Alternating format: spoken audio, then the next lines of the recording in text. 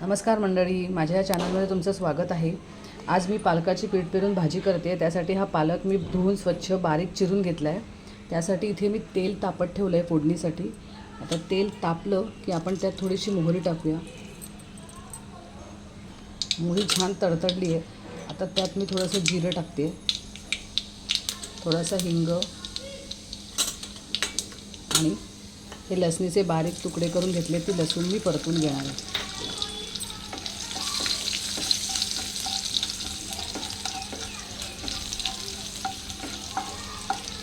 लसूण आपल्याला थोडा छान तेलात परतून घ्यायचा आहे, तांबूस होईपर्यंत।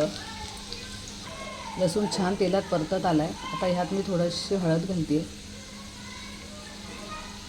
आणि हा पालक जो मी चिरून घेतला आहे तो ह्यात घालणार आहे।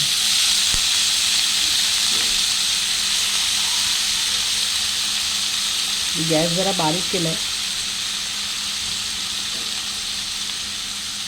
सगळा पालक मी ह्यात घातला आणि आता व्यवस्थित तो हलवून घ्यायचा।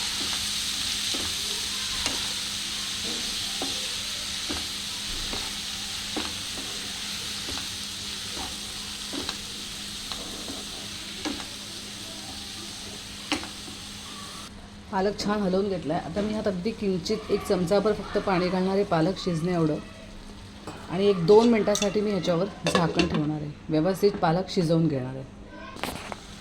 मध्ये एकदा उघडून परत एकदा पालक छान हलवून घ्यायचा, म्हणजे तो कुठे लागत नाही आहे। त्यात कितपत पाणी आहे तेही आपल्याला समजतं। 2 मिनटं अजून ठेवू थोडासा, त्याचा रंग बदलला की समजायचं पालक शिजला आहे। आपला हा पालक आता बऱ्यापैकी शिजला आहे।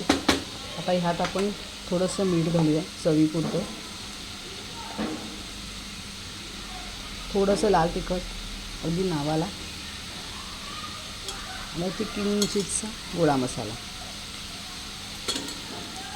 आणि थोडंसं डाळीचं पीठ। तर आपण पिठाची करतो आहे त्यामुळे डाळीचं पीठ मी लावते आणि एकदा छान व्यवस्थित सगळं हलवून घेऊया।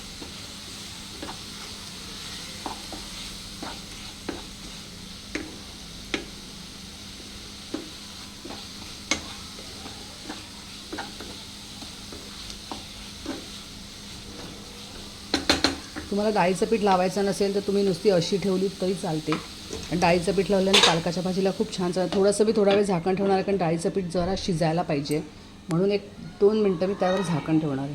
आपली पालकाची भाजी तयार आहे। ही एका जोडीची असल्यामुळे एवढी कमी दिसते, पण पालकाची भाजी आपली तयार आहे। तुम्हाला ही भाजी कशी वाटली ते नक्की कळवा। चॅनलला लाईक आणि सबस्क्राईब करा। थँक्यू।